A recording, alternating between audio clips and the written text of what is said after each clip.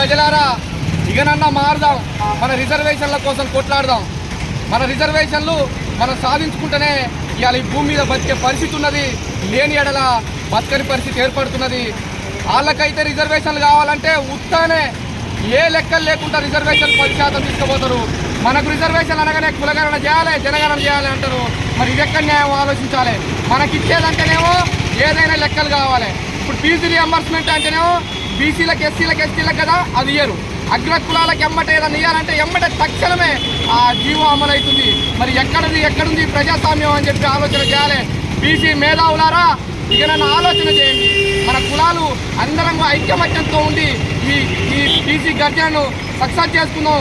ఈ నెల 25న జరిగే రవీంద్ర భారతిలో ఈ బీసీ గర్జనను సక్సెస్ చేసుకోవాలి. మన ఆత్మగౌరవాన్ని కాపాడుకోవాలి.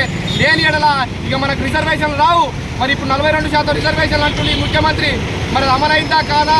మరి దీనికోసం గట్టిగా పోరాడవలసిన అవసరం ఉంది. 100కు 100 సర్పంచుల్లో 42 సర్పంచులు మనం అవుతాం. అందుకనే మనం పోరాడవలసిన అవసరం ఉంది.